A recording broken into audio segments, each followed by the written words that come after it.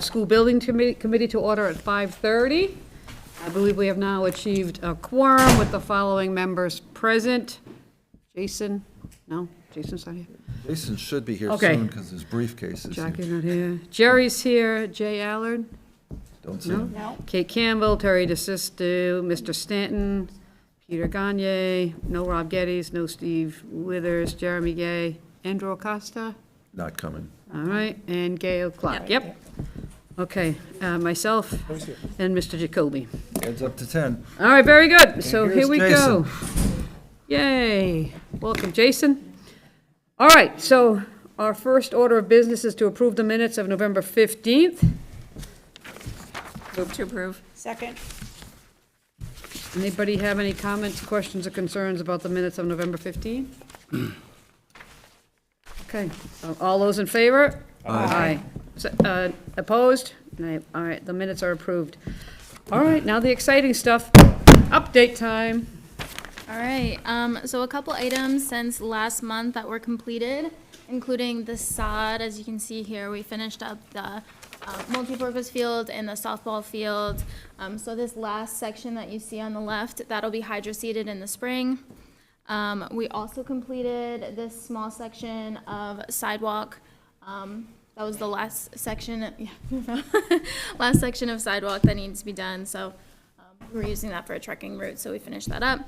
And then all of the asphalt speed bumps, speed tables have been put in along Rathburn-Miller Drive with the line striping and signage. So not much, but exciting stuff. We do have a list of our work to complete items for the rest of 2023 into the early part of 2024. We have some items that we're going to be completing over winter vacation, some paint touch-ups, some small drywall patches, and some auditorium seat numbers need to get swapped out. And then in January, we're hoping to put in the new EV chargers. And then these other items are all weather dependent, so we have them listed as spring 2024. So once we have a better grasp on the dates, we'll update this list. Mostly punch list items, some hydro seeding, just some small remaining exterior items. And then at the bottom of this list, you can see that we have some outstanding changes that have been added at the owner's request that we're just currently waiting for some PRs to be issued from KBA before we can get some more pricing on these items. Do you want to go over what those items are? Sure. The first one, we're putting dehumidification units in some of the shops. So this should address any rusting that happened over the last summer. The next one, there's going to be some revisions to the desk out in central office. Fencing around the irrigation skid for aesthetics as well as just some safety reasons. And then the urban farming unit, which is one of Jeremy's new classes. So that's like a Connex that he's been putting in. So we'll have to do the pad, some plumbing, some MEP work to prep for that being installed. We have to connect the irrigation system into the BMS. That should be a small change. And then finally, there's been a request for some additional signage in the central office area. So just those items. Like we said, just waiting on some PRs to get some final pricing on those. Jeremy, do you want to tell the world about the newest program? Sure. So this September, we started our 19th CTE program. It's called Environmental Science Technology. It's every science you think of is involved in that program: biology, ecology, meteorology, chemistry. So far, we received a $250,000 capital skills grant last year to purchase equipment for the program, which includes saltwater fish tanks, reptile tanks, freshwater fish tanks, every type of hydroponic indoor growing systems that are already operational. And we purchased the urban farm as part of that. Basically it's a brand new tractor trailer body that's retrofitted for vertical hydroponic farming. And it has a 24-hour grow cycle. Doesn't matter on the weather because it's all inside. And it'll actually produce the same amount of food as an acre of land. So the students will manage that all year round. They're going to be able to track it on their cell phones as far as, what the growth rates are, the humidity and temperature. And it's an integral part of the new program. And then while you're at it, cosmetology is hit the ground running, right? They have. The students are in there. We have sophomores. We have 24 sophomores. It is not open for the public as of yet, but it will be probably September, this coming September, because the students have to attain 500 hours of training prior to being able to put their hands on a client. But they are going gusto, and they are staying late. They are staying after school with the teacher. They're highly motivated to get those hours because they want to open the salon. So it's an amazing thing to see. Today they had a really cool event where the students participated in a holiday-themed fantasy makeup and hair styling, and they had their mannequins going, and they had a vote, so faculty were able to go down and vote, and it was probably one of the most exciting things that I've seen in quite some time. So the level of motivation and dedication is inspiring. But on a more mundane issue, we lost power in the building on Monday. I understand the generator worked as it was supposed to. Good. That's correct, yep. You never know. You can test something as much as you want, but until, there's actual fire, you never know, right? Yeah, I was glad to hear that it worked. I know there was a couple things that, maybe some lights that need to get reset. The next day they came back on, but for a major power outage, I think it worked pretty well. Yeah, there's a few things we're sort of tracing back, looking into, but in general, it was successful. Did they both run? Or just one? I think it was just one, just the primary, yeah. Just the gas one, right? The diesel one is a backup to the backup. Yeah.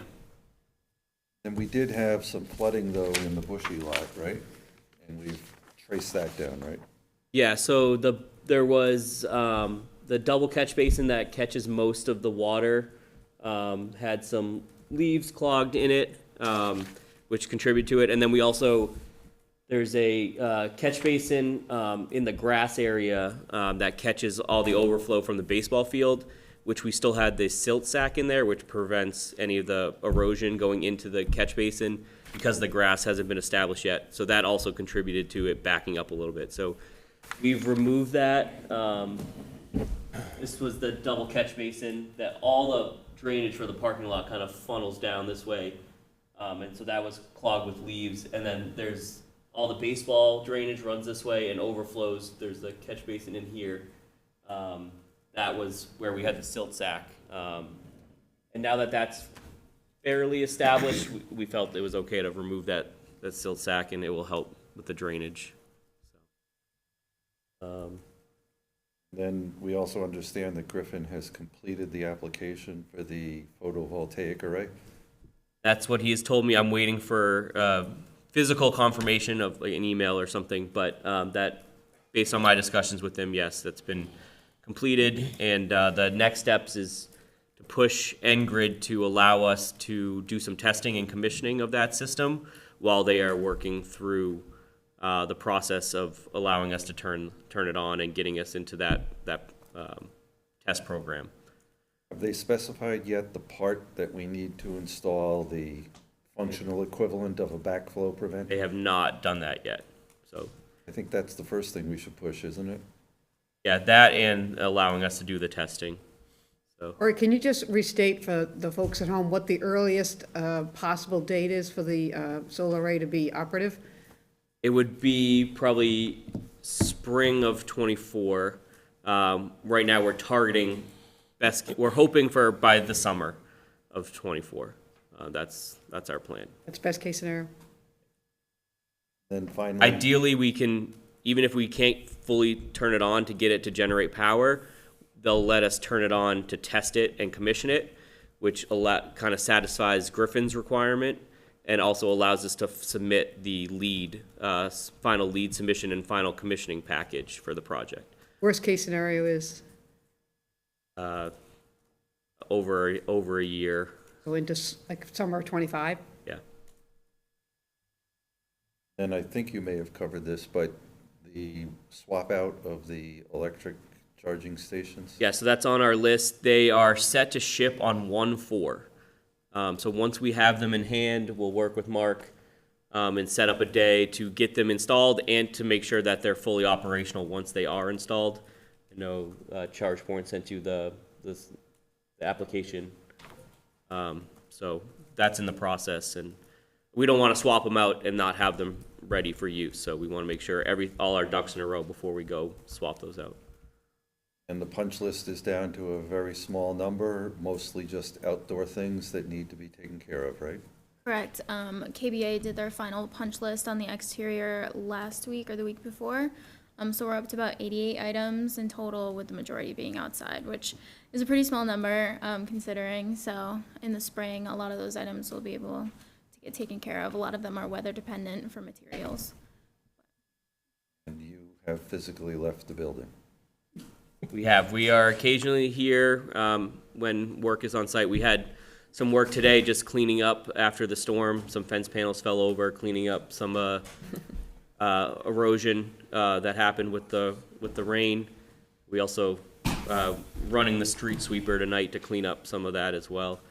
But yeah, I think you'll be here Friday for a couple things, and then next week with Christmas break, we have a couple things scheduled at the end of the week. So we'll be here sporadically as work is needed, but we are not here regularly. Anybody else have any comments, questions? I have a question on the roof. I mean, this has been more than a year and a half that roof has been down, and you're still developing leaks. And I don't see that any end in sight. I see it continuing on down. Has the roofer been paid in full on this? Yes. What is the actual warranty for repairs, and how long does that last? It's a 1-year installer's warranty, which is already expired. They have a 30-year manufacturer's warranty, but the installation warranty is already passed. The roof it's been turned over for over a year, and it's been installed for nearly 3 years now. Well, that's what I mean. It's been several years, and you've still got, quite a few leaks going on, popping up here, there, and everywhere. And, now we're gonna be stuck with the bill repairing it at this point, right? No, I mean, like I said in the meeting earlier today, Consigli's, been here addressing all the issues. The roofer's been coming out addressing the issues, even though his warranty is over. We haven't paid them to come back and fix some of these things. It's a large roof with many penetrations. Oh, I understand that. I totally understand it, but I mean, it's been several years, and they still haven't licked the problem. Right. I mean, the leaks that we experienced during the storm are all new leaks, so it's not a continuous problem. You're going to get repeated leaks when you get major weather events. So it's part of ongoing maintenance. Ideally, we get to a point where there's a good stretch where there's no leaks, but I think it's always going to be part of the maintenance of that roof is to address the number of penetrations. There's caulking that needs to get replaced, every 3 to 5 years. There's mechanical penetrations that the seams, wear over time. So that's part of why we opted for that extended warranty with the roof itself, so that if there are any failures with the actual materials, the city is covered.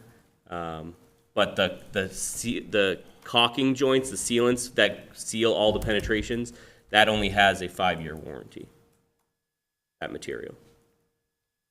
So I want to follow up on Jerry's point. First of all, I appreciate it, and I share his concerns. I understand that a project of this size is not going to be perfect, but I am concerned, what was your expectation of the roof and its completion? And were the costs of maintenance factored in somewhere in the ongoing budget? And perhaps that's more of a school question, but it sounds like these problems are going to be recurring. What are we looking at? What is a reasonable expectation of roof leakage, if you will, and what are the anticipated costs in maintaining it? I think there's a reasonable expectation to have roof leaks on a new construction project. And, Skanska and KBA have been involved in that process and have stated that this is a typical situation. And ideally, we get to a point, like I said, where we don't have roof leaks, but I think it is a maintenance issue, especially at the penetrations, right? Where you shouldn't have to maintain the welded seams because that's part of the assembly, which we really haven't had leaks at any of the seams. It's really at all these penetrations. But as far as the budget, I can't speak to that as. A couple of questions. Jason, do you know, and you may have spoken to this morning, but the maintenance that is anticipated by Corey, is that something that can be performed by you and your staff, or are we going to have to hire somebody to come in and do that kind of work? I mean, for us, we'll approach this like the other Sonderfeld roofs that we have installed around the district. Initially, you do chase a few leaks during early after construction, but in general, you do sort of get ahead of them. The difference here, as Corey stated, is there are a ton of roof penetrations. Hill Robertson, Hyman Fine, for instance, there's just a handful, so they're pretty easy to find. Yesterday's leaks, there were no obvious issues with the actual roof itself. Bob and I spent some time looking at around the fans to see if we were somehow pulling water into the roof through some of these penetrations or even through the fans that were getting behind the ductwork. There's nothing that we've seen that was obvious, but initial maintenance for us is going to be a 2 to 3 time a year roof inspection. That's basically someone from my staff, or on this roof, probably 3 or 4 people from our staff, just walking through, making sure that our drains are clear, making sure that in that 3 to 5 year window, we're replacing caulking. We're doing it proactively ahead of time if we see something that's suspect. At this point, I haven't seen any issues, Corey, that tell me that the caulking is an issue. Right now, at least not from what we've seen over the gym and fourth floor. I think it was room 450. I think that may have been related. Just from our initial investigation, it looks like it may have been related to something going on with the fans in the direction of the rain. So we'll monitor it, and that maintenance will be done in-house. Is that comprehended in your current contract with the school department? Or is this going to be additional? Like, is this service No, this is comprehended just in part your? of, this is part of what we do. We do regular Okay. roof inspections throughout the entire, even our older roofs. Good, okay, good. I mean, I don't want to call this good news, but my understanding is that we're talking about a cup of water. We're not talking about torrents of water coming That's down. what made us think it was more related to the direction of the rain and not necessarily a roof leak, that there's something going on with some of the fans. Bob was, trying to see if we were actually pulling water in underneath a broken seal around some of the roof fans. So we'll continue to investigate that. We think it could be related to that, but that being said, I think Greenwood's due to be out here, right, within the next week or so anyway. Yeah, like I said, Consigli's still involved. We're not going anywhere. We're still, plan to be involved in the project for the next 6+ months. And we will make sure that we get it to a point where everyone's comfortable with this roof. We're not going to leave the city high and dry, and our subcontractor won't, Greenwood won't as well. So they've been responsive. They've been addressing the roof leaks as they come up. And we've been in touch with them and trying to get them out next week while there's no school. And I'll have to confess, some of my questioning is because the city has not a great history with roofs. So the last thing we want to do is inherit another long-term roof problem. Yeah, and we've been well aware We've of been that scarred. issue from We're the beginning scarred, of the yeah. project, and there's been a number of eyes on the roof installation with multiple inspections and a lot of care taken during the installation. But like I said, it is just a function of so many penetrations, and over time, it takes time to chase them all out. So We have found, if I could just quickly, even beyond the installers, working with Sonderfeld directly on the buildings, like Hill and Hyman, they're more than 10 years. You connect with Sonderfeld, they respond almost immediately, help you identify whether or not it's a warranty issue, and you can either use the recommended repair person that they have or another Sonderfeld certified repair person. So beyond Consigli, beyond Greenwood, the actual manufacturer of the roofing material is very responsive and sort of helps you keep it all together during the warranty process anyway, or that cycle. Thank you, Jason. All right, any other comments, questions, concerns before we move on? I think you need to Do I have to move? look for substantial completion. Is that what we're looking for tonight? Is a vote for substantial completion on the exterior? yes, we are looking for, so like Ally mentioned, KBA came and performed their final punch list of the fields and parking lots. So we are looking for acceptance of substantial completion for the fields and parking lots. with the exception of lawn establishment. So we know we're coming back in the spring for lawn establishment and the PVs. And I don't see anyone here from KBA, but Anjanette, are you in accord with that? We're in agreement. So would a motion then be in order to accept substantial completion with the exceptions stated by Corey of the exterior work?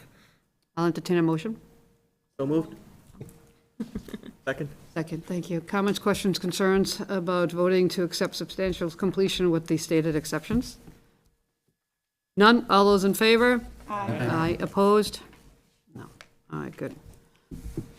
Is there any contingency log tonight that you need to discuss? We can show that. It's basically, so we are using the remaining contingency funds to fund some of these additional requests, so that it's not coming out of the owner's contingency. You know, Consigli would be giving this money back anyways, so just skipping a step. So we have the asphalt escalation, that's been on here for a while, and we're just waiting for the final numbers to come in from the asphalt plant to finalize that one. But that will be coming in less than that projected value on there, 50,000, so it's gonna be closer to like 30. GCT 88 is for the dehumidification at the shops that Ally was talking about.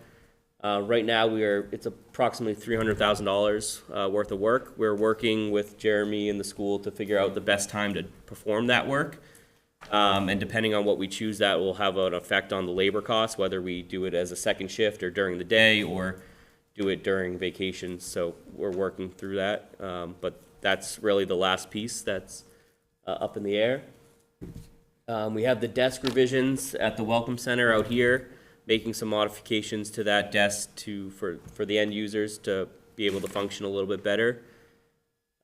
Just waiting for, I think Jason and Craig were working on some solutions. Yeah, I think Craig is just still in the process of sort of drawing up. Okay. So what that'll look So like. he has when it's what you finished. need. Perfect. So once we get that, we'll be able to finalize that pricing and then determine when we can perform that work. We'll be looking at either February break or April break to do that work. The fencing at the irrigation skid, that was something that was brought up by the commissioning agent during the testing of the irrigation system. That skid is kind of exposed to the multipurpose fields, and they were concerned that it could get hit with errant lacrosse balls or field hockey balls, whatever. So the fencing would help protect it, but also hide it aesthetically. So KBA is working on a sketch for that, and then we will price that and plan to do that work in the spring when the fencing subcontractor's back to finish up the punch list. And then lastly, the urban farming. So there's a concrete pad that will need to be provided for that Connex box to sit on, as well as some plumbing and power utilities brought from the building to that pad.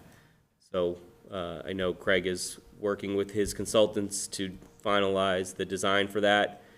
Once we get that, we can price it.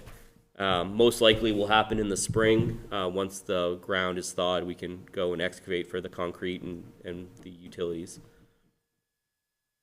But the goal is to try to be wrapped up with all those changes by the end of the spring, before the summer. And even with all those, we're still have about $700,000 remaining in construction contingency, so. Remaining funds. Go to the bids. Yep. All right, thank you, Corey. And Jeanette, Okay, you're up. so for the month of November, there were, we'll just go through it here. We had the invoice for Skanska for $120,845. That was actually for a 6-week period. That brings us up to 95% complete with our billing. Castle Booze for the month of November submitted an invoice for a total of $49,803. $48,483 was for their closeout work that they've done, and then $1,320 was the Samiotis invoice for the Rathbon Willard extension filing that they had to do on behalf of the project. Consigli's invoice was for, the amount certified was for $969,815.16. Included within that were retainage reductions, retainages paid to the subcontractors Union Fencing, J.L. Marshall, and Arden Engineering. And so the total invoice for the month of November was $1,140,463.16, and that puts us at 99% billed out at this time. We have been submitting quarterly to the MSBA the change orders and the contingencies. Those have not been, any change orders and contingencies are typically not reimbursed until the end of the project, when the MSBA makes a determination whether or not they'll participate in that. So I believe the city received the last quarter submission. When we do close out, that's when there'll be, an adjustment made of any additional reimbursement at that time. The reason I bring it up is because we still have work that we're going to be funding through contingency, so I'll still be required to submit quarterly until all of that work is complete. So that's where we're at.